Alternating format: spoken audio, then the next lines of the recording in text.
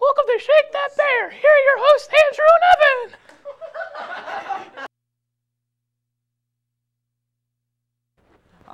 Hi, welcome to Shake That Bear, the first ever episode. I'm Andrew Mishalik. I'm Evan Petruzzi. I'm excited. I'm looking forward to this. Yeah, it's gonna be a good one. It is gonna be a good one. It's gonna be fun. We're gonna bro out. This is gonna be a show. It's gonna be on regularly, hopefully. Hopefully regularly. Yeah. Regularly. Well, what we're basically gonna do here is it's kind of an entertainment show. We're just gonna, throw stuff at you. If you're gonna take it, it's okay with us. If you wanna throw it away, it's also okay. What we do is we sit in TV class. You can talk too if you want, but we sit in TV class. We sit in TV class and we just talk. We're like, hey, this would be funny to put on there. And one of the things is what Mr. Lynn, our teacher, does. He just comes in and tells us stories. He enlightens us every day with his little tales and anecdotes. Like things such as how he met Bob Hope in the bathroom at Valley Forge Military Academy. That's classic. But in every story, he ends up being the hero, like an action hero. And I mean, I just want to show that to the world that this guy isn't just a normal teacher. He's out there saving lives. And well, one of those stories is something when he was working at a juvenile detention center, and there was a hostage situation. It was very serious. It was very serious. Mr. Lynn was in a lot of trouble, but he got everybody out of it. And we want to show that to you right now. And it's very serious. This is Mr. Lynn's first true Hollywood story. More to come. Boom down pretzel.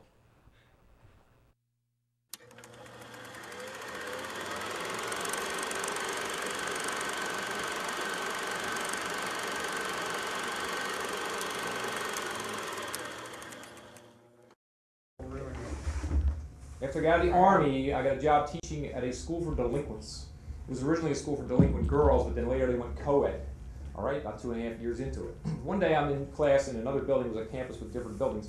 I'm in another building teaching class, and I get a phone call, and the principal's on the phone, and she says, "Mr. Lynn, how are you feeling physically today?" I said, "Fine."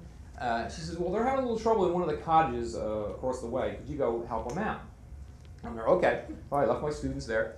Walked across a couple of 100 yards to this one building, walked in the door, and I go into the little day room they had there, kind of like a lounge, and there is this student who was clearly, I don't want to say wacky, but he was just completely out of his element. He was very upset, he was all red in the face, and he was holding an iron pipe about that long, and he was holding hostage another student, and he was about to pound this other student with the iron pipe.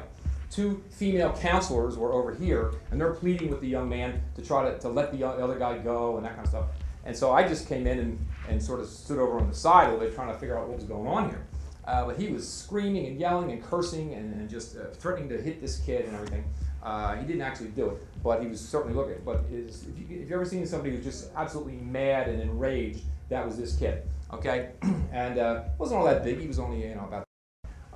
So I sort of just tried to assess the situation. I mean, I knew we had to disarm this guy, but I thought, well, I'll just wait for my chance, So I just stood over, kind of on the side, leaning up against the wall, just holding it like this.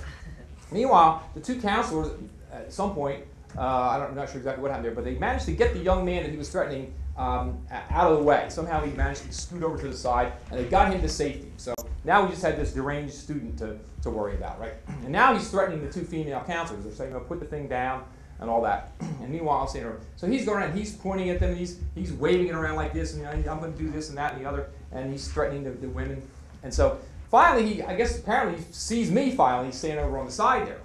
And he comes over to me and points the stick right at me like this and says, "And don't you try to do anything, to me or whatever." And so at that point, I knew that was my opportunity, because when somebody's holding a stick out like this, obviously they can't rear back and they have to do this in order to hit you. So he's sticking out like this. So I just simply grab it.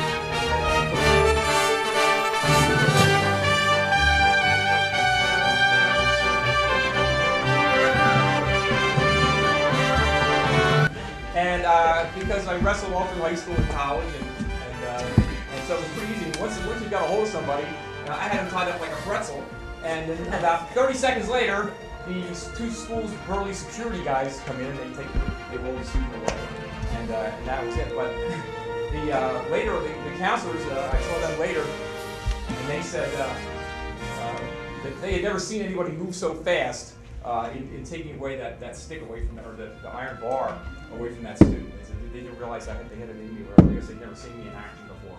But you know, I mean, between the wrestling and the army, you're just pretty quick. But basically, the strategy was I just sort of laid back and I didn't threaten. I just went like this until he extended the stick and boom, down, pretzel.